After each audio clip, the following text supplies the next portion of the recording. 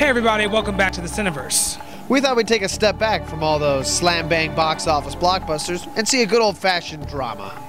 We're here in Simi Valley, California at the Regal Cinemas. We're going to check out the newest espionage thriller, The Debt. Let's go see it. Story. Now this is a spy-esque film, but it's definitely no 007. The premise is semi-interesting. I mean, it follows 3 Israeli agents going after a Nazi surgeon, but it didn't have any flair or charm to it, you know, and it was believable, but just didn't do anything for me. Kind of like a Stephanie Meyer's novel. You know, not much happening, but still pages and pages long. I mean, honestly, most of the film is spent building, and I really do mean building, the tension, but it's finally resolved in like a lackadaisical way. That's a bit disappointing. I mean, if you're not gripping your seat in anticipation, you're gripping your seat trying to stay awake. It actually reminded me of like a made-for-TV movie, and that's where I really think this film belongs. It's only 2 hours long, but it feels like you spent your entire day with this film, but end up with not much to show for it. Acting. Alright guys, let me be the first to say that pretty much all the performances in this movie were fantastic. Both the young and old versions of our characters felt real. You felt their distress, you felt their anger, but this was by far easily the best part of the movie. Even Sam Worthington, who I've always felt to be a bit of a wooden performer, shined. The best, however, was Jesper Christensen, who you may all remember from Casino Royale. He played the evil surgeon of Birkenau, and he just brought that monster to life, really chilling. My other accolade goes out to Martin Sarkis, a very underappreciated actor in my opinion.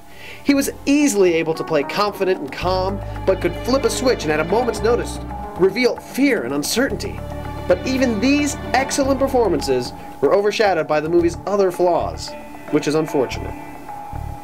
Special effects. So there weren't many special effects used in this movie, if any, so let's talk about how it looked. Nothing really to report. I mean, it didn't look bad at all, actually, but it didn't do anything spectacular either. I mean, this movie looked like the kind of movie it was. Nothing flashy, but nothing cheap, which is, I guess, is okay. Most of the film takes place in the 60s, and so everything looked 60s-ish. The rest of the film takes place in the late 90s, and cell phones included. Everything then looked 90s-ish. I mean, everything looked like it was supposed to, nothing out of the ordinary. I guess, if I describe this movie in one word, I would say plain, or uninteresting. Take your pick. Directing. Now, John Madden directed a fine movie. Not great, not awful, just fine. He really has an eye for detail. We saw that much from Shakespeare in Love. But he lets his narrative run away from him. He doesn't seem to be able to rein in the movie, so to speak. The Debt is just one long bit of tension building, and when the thing you were tense about is over, that's only because it's been replaced with something else you need to be tense about. It's a vicious cycle. But, far from making the movie more suspenseful, this only serves to slow the movie down.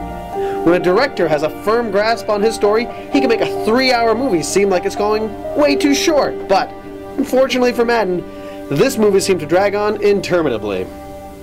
I think I'm still watching it. Alright guys, so The Debt, worth checking out? I guess so. I mean, not in theaters, but you can watch it. Yeah, I mean, it was a cool spy movie, but nothing explodes, so you can check this one out at home. Well guys, that wraps up this episode of The Cineverse. For the full review, please check out our website. Don't forget, questions, comments, concerns, email, always open. And join us for our upcoming episode where we discuss the new thriller, Straw Dogs. So until next time, guys. See you at the theater.